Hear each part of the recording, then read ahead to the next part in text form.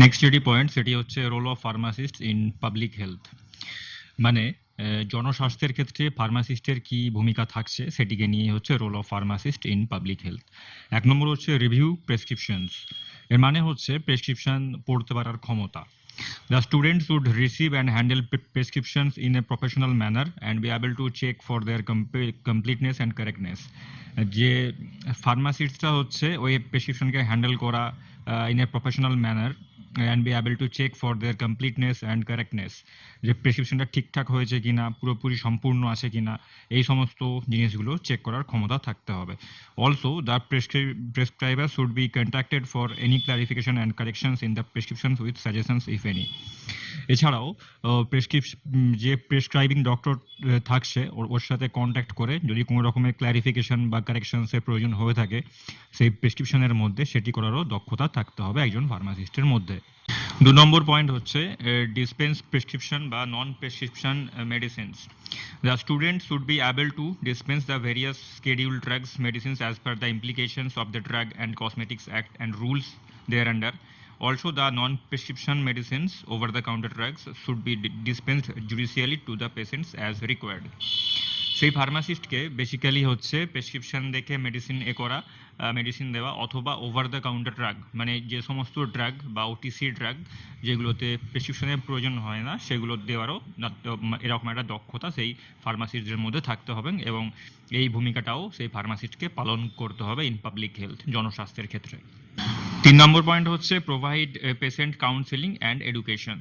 এই বিষয়টা হচ্ছে পেশেন্টদের কাউন্সেলিং করা এবং তাদেরকে এডুকেট করা তাদের রোগ সম্পর্কে, তাদের মেডিসিন সম্পর্কে, এছাড়াও তাদেরকে একটা মেন্টালি সাপোর্ট দেওয়া, এটাকে নিয়েই বলা হচ্ছে পেশেন্ট কাউন্সেলিং অথবা education. The students should be able to effectively counsel and educate the patients about the prescription, non-prescription medicines and other health-related issues. Effective communication includes using both oral and written communication skills and various communication techniques. এখানে সেটাই বলা হয়েছে যে সেই ফার্মাসিস্টকে হচ্ছে এফেক্টিভভাবে ওই পেশেন্টের সঙ্গে কথা বলা দক্ষতা থাকতে হবে এবং তাকে তার রোগ সম্পর্কে, তার মেডিসিন সম্পর্কে একটা সম্যক ধারণা দিতে হবে। এই ধারণাটা, এই যে পেশেন্টকে কাউন্সেলিং করা, এটাকে সে ওরালি অর্থাৎ মুখে বলে অথবা লিখেও সে সেটা করতে পারে। 4 নম্বর পয়েন্ট হচ্ছে hospital and community pharmacy management. এইখানটা হচ্ছে হসপিটাল বা কমিউনিটি ফার্মাসিকে ম্যানেজ বা চালানোর দক্ষতা থাকতে হবে। The student should be able to manage the drug distribution system as per the policies and guidelines of the hospital pharmacy, good community pharmacy practice and the recommendations of regulatory agencies. Drug distribution system যে কোনো ফার্মেসিতে বলুন, হসপিটালে বলুন, এগুলো হচ্ছে একটা skill. এগুলো এই যে স্কিল, এটা কিন্তু ওই ফার্মাসিস্টের মধ্যে থাকতে হবে এবং এই রোলটাও প্লে করতে হবে। Also be able to manage the procurement, inventory and distribution of medicines in hospital community pharmacy settings. এছাড়াও সেই ড্রাগ রাখার পজিশন, তার স্টোরেজ, এই সম্পর্কিত বিষয়গুলো, ইনভেন্টারি মানে যে স্টক থাকছে, এই সমস্ত বিষয়গুলো ম্যানেজ করার দক্ষতাও থাকতে হবে সেই ফার্মাসিস্টের মধ্যে। 5 নম্বর পয়েন্টটা হচ্ছে এক্সপার্টাইজ অন মেডিসিন, মানে মেডিসিন যে কোনো মেডিসিনের সেটি সম্পর্কে একটা এক্সপার্ট লাইক ধারণা, তার এ টু জেড ফুল জিনিসটা জানা একজন ফার্মাসিস্টের হচ্ছে কর্তব্যের মধ্যে পড়ে এটা। তো যে কোনো মেডিসিন সেটা সম্পর্কে তার কেমিস্ট্রি, তার হচ্ছে হিউম্যান বডিতে তার এফেক্ট, এই সমস্ত বিষয়গুলো কিন্তু অতি অবশ্যই জানতে হবে একজন ফার্মাসিস্টকে। The student should be able to provide an expert opinion on medications to healthcare professionals on safe and effective medication use, relevant policies and procedures based on available evidences. এই মেডিসিন সম্পর্কে যে ধারণাটা, এই বিষয়টা হচ্ছে ওই যে কোনো হেলথ কেয়ার প্রফেশনাল বা ওই পেশার সঙ্গে যুক্ত যে সমস্ত স্বাস্থ্যকর্মীরা আছে ওদেরকে বলার কিন্তু দক্ষতা থাকতে হবে একজন ফার্মাসিস্টের। 6 নম্বর পয়েন্ট হচ্ছে প্রফিসিয়েন্সি অন ফার্মাসিউটিক্যাল ফর্মুলেশনস। এখানে যে কোনো রকমের ফার্মাসিউটিক্যাল ফর্মুলেশন, সেটা ট্যাবলেট হতে পারে, ক্যাপসুল হতে পারে, সিরাপ হতে পারে, অয়েন্টমেন্ট হতে পারে, যে কোনো কিছু ফার্মাসিউটিক্যাল ফর্মুলেশন সেটা সম্পর্কে একটা ডিপ নলেজ বা প্রফিসিয়েন্সি এটা থাকাটা কিন্তু must. The student should be able to describe the chemistry, characteristics, types, merits and demerits of both drugs and excipients used in pharmaceutical formulations based on her or his knowledge and scientific resources.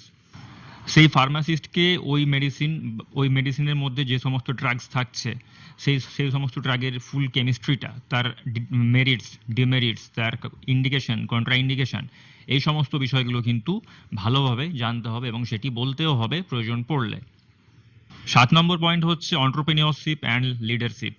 এই বিষয়টা অনেকটা ব্যবসা বাণিজ্যের সঙ্গে যুক্ত আছে, plus এটি হচ্ছে একটা নেতৃত্ব দেওয়ার ক্ষমতা, এটার সঙ্গে লিঙ্কড হচ্ছে entrepreneurship and leadership. The student should be able to acquire the entrepreneurial skills in the dynamic professional environment. Also be able to achieve leadership skills through teamwork and should decision making skills. একটা এন্টারপ্রেনিউরাল skill মানে কিভাবে কি manage করবে যে কোনো একটা প্রসেসকে, সেটা সেই দক্ষতাটা একজন ফার্মাসিস্টের থাকা উচিত। এছাড়াও টিম ওয়ার্ক করা মানে একসাথে কাজ করার যে দক্ষতা, এটিও কিন্তু থাকতে হবে একজন ফার্মাসিস্টদের মধ্যে।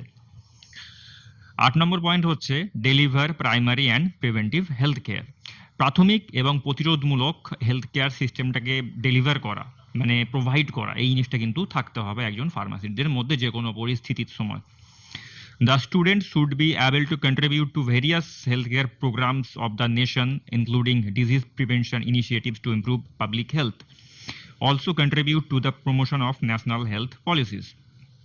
সেই স্টুডেন্টকে হচ্ছে যে কোনো রকমের হেলথ কেয়ার প্রোগ্রাম, জনস্বাস্থ্যের উন্নতির জন্য যে কোনো রকমের স্বাস্থ্যর প্রোগ্রাম বা অনুষ্ঠান বা কোনো রকম অভিযান, এই সমস্ত বিষয়গুলোতে কিন্তু পার্ট হবে নিতে, অ্যাজ ওয়েল অ্যাজ সেখানে কন্ট্রিবিউট করতে হবে নিজের স্কিল দিয়ে, নিজের দক্ষতা দিয়ে, নিজের হার্ডওয়ার্ক দিয়ে, নিজের নলেজ দিয়ে, এগুলো কিন্তু থাকতে হবে। এছাড়াও ন্যাশনাল যে হেলথ পলিসিস আছে সেটাকে ইমপ্রুভমেন্ট করতে তাকে কিন্তু লাগতে হবে। 9 নম্বর পয়েন্ট হচ্ছে professional, ethical and legal practice. The student should be able to deliver professional services in accordance with legal, ethical and professional guidelines with integrity. সেই ফার্মাসিস্টকে হচ্ছে প্রফেশনাল সার্ভিস, একটা বৈতনিক সার্ভিস হবে দিতে হচ্ছে, যেটা কিনা মানে আইনানুগ হতে হবে, মানে আইনের বাইরে গিয়ে যেন কোনো রকম না কাজ হয়ে থাকে, এবং প্রফেশনাল গাইডলাইন সমেত হচ্ছে একটা সার্ভিসকে প্রোভাইড করতে হবে। 10 নম্বর পয়েন্ট হচ্ছে কন্টিনিউইং প্রফেশনাল ডেভেলপমেন্ট, মানে বৈতনিক উপায়ে যে ডেভেলপমেন্টটা হচ্ছে, যে প্রোগ্রেসটা হচ্ছে, সেটিকে কিন্তু কন্টিনিউ রাখতে হবে। The student should be able to recognise the gaps in the knowledge and skills in the effective delivery of professional services from time to time. এখানে বিষয়টা হচ্ছে তাকে নিজেকে বুঝতে হবে যে তার নলেজের মধ্যে কোথায় খামতি রয়েছে, সে সেটাকে বুঝে সেই গ্যাপটাকে পূরণ করার চেষ্টা করবে, পড়াশোনার মাধ্যমে হোক, রিসার্চের মাধ্যমে হোক, এটি কিন্তু সেই ফার্মাসিস্টদের দক্ষতার একটি part. And be self-motivated to bridge such gaps by attending continuing professional development programs. এবং নিজে থেকে এটা সেলফ মোটিভেট হয়ে এগোতে হবে, এইরকম প্রোগ্রাম দেখে হোক, প্রোগ্রামে অ্যাটেন্ড করে হোক, তার নিজের যে গ্যাপটা রয়েছে সেটিকে বুঝে সেটিকে ফিল আপ করার জন্য নিজে থেকে এগোতে হবে।